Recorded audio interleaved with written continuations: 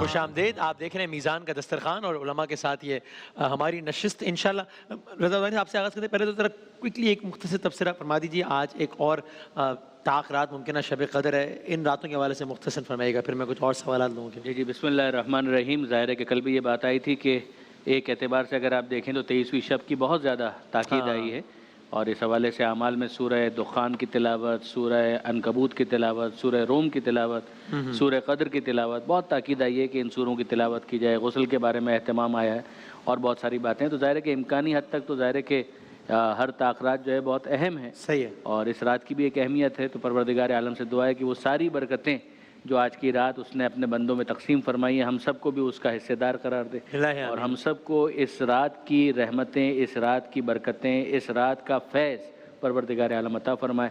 اور ظاہر ہے کہ ایک انسان جتنا زیادہ ان لمحات سے استفادہ کرے گا اتنا ہی بعد میں اس کا جو ریگریٹ ہے وہ کم ہوتا چلا جائے گا. جیسے کہ اب تو یہ ساتیں ریورس کاؤنٹ ڈاؤن شروع ہے, اور اب وہ دن آنے والے ہیں کہ جس کے بعد انسان یاد کرے گا کہ ماہ رمضان آیا تھا.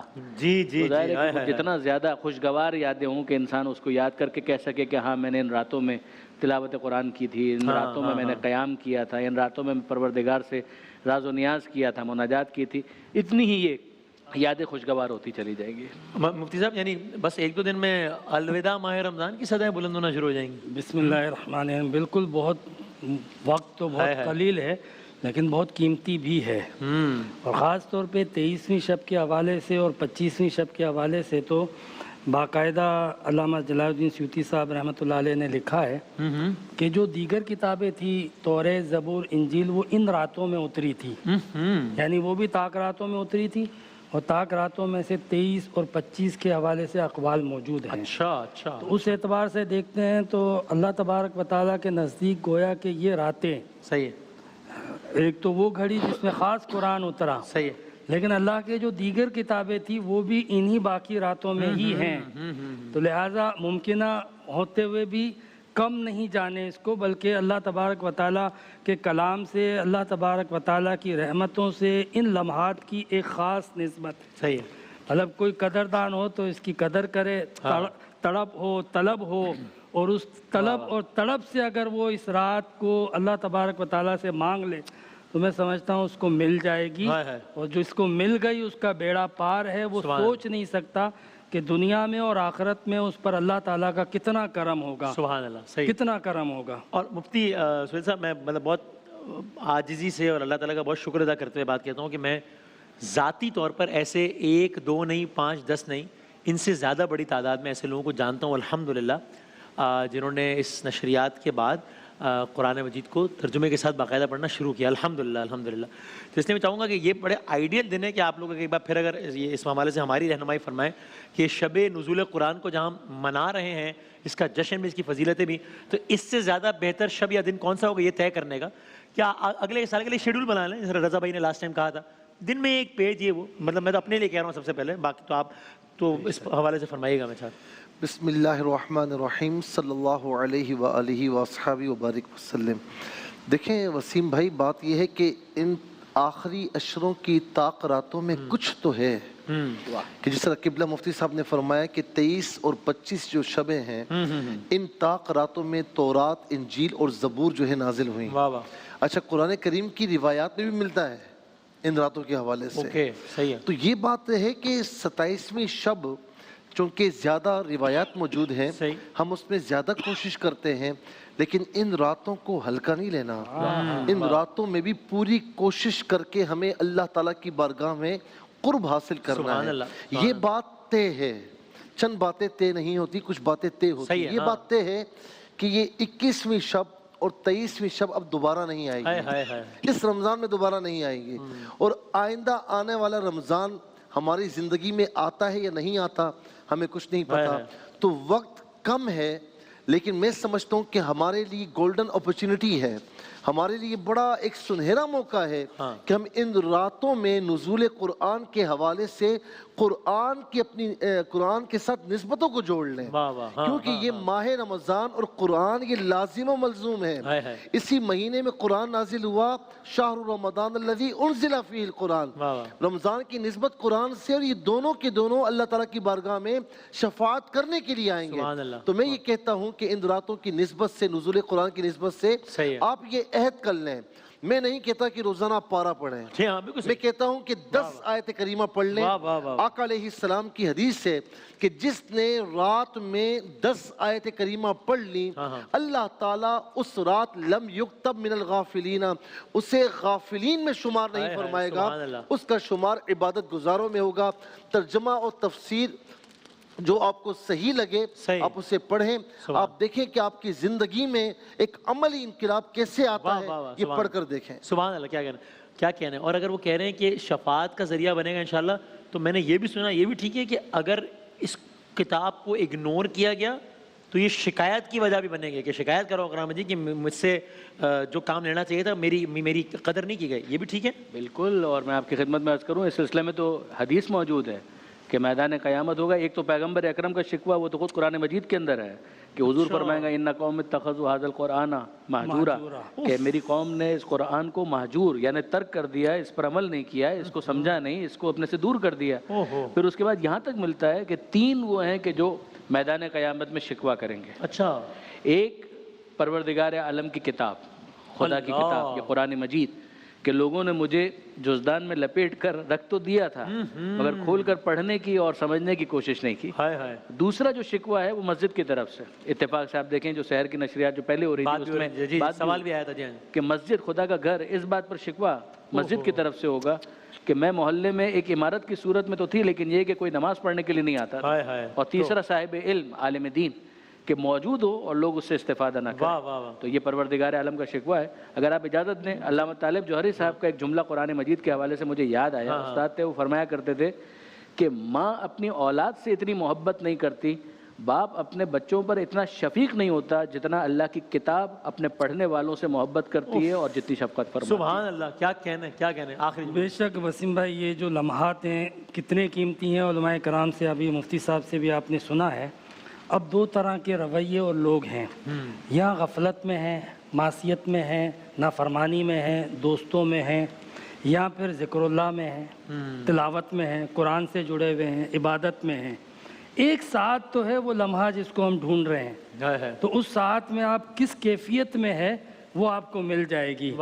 یہ جو آپ نے بات ذکر کی نا قیامت کے دن، نبی کریم علیہ السلام نے فرمایا کہ ان القرآن حجت لک و علیک، یہ قرآن یا تو تیرے لیے حجت ہوگا یا تیرے خلاف حجت ہوگا۔ اگر اس سے جڑ گئے تو تمہارے لیے قرآن شفاعت بن جائے گا، اور اگر اس کو چھوڑ دیا تو یہ تمہارے خلاف شکایت کرے گا۔ سبحان اللہ، اللہ اکبر۔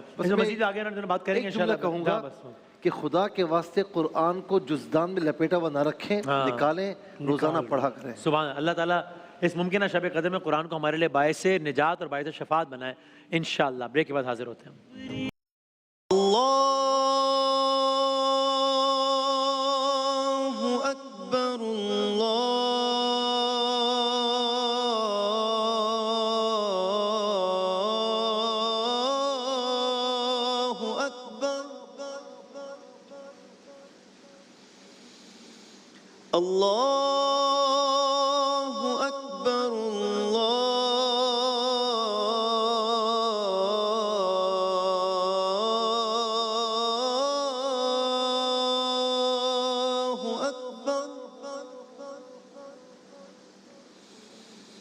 أشهد أن لا إله إلا الله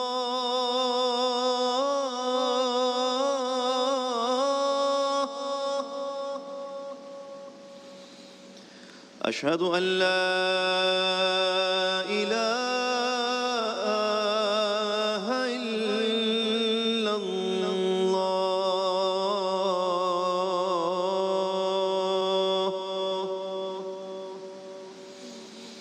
أشهد أن محمد رسول الله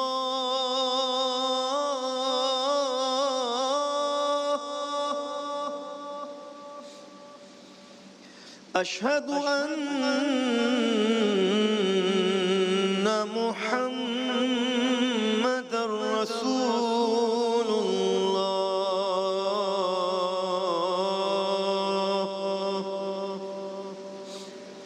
حي على الصلاة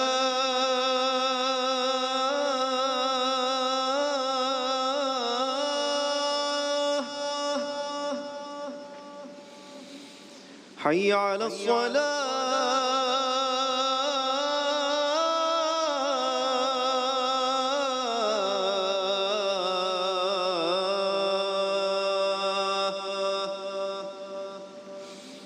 حي على الفلاح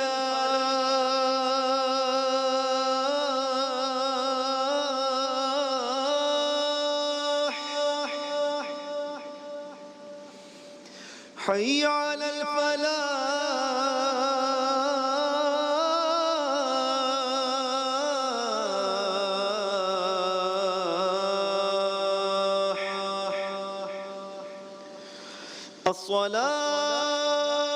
الصلاة خير من النوم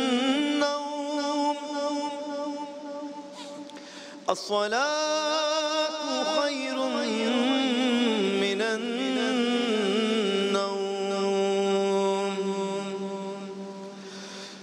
الله أكبر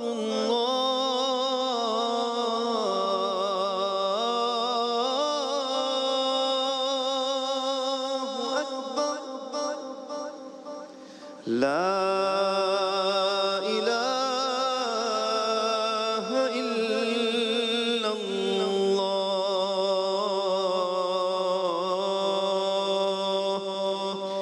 اللهم صل على محمد وعلى آل محمد وبارك وسلم اللهم رب هذه الدعوة التامة والصلاة القائمة آت سيدنا محمدا الوسيلة والفضيلة والدرجة الرفيعة وابعثه مقاما محمودا الذي وعدته وارزقنا شفاعته يوم القيامة إنك لا تخلف الميعاد صلى الله على حبيبه محمد وآله وأصحابه أجمعين برحمتك يا أرحم الراحمين. جزاک اللہ. سبحان اللہ.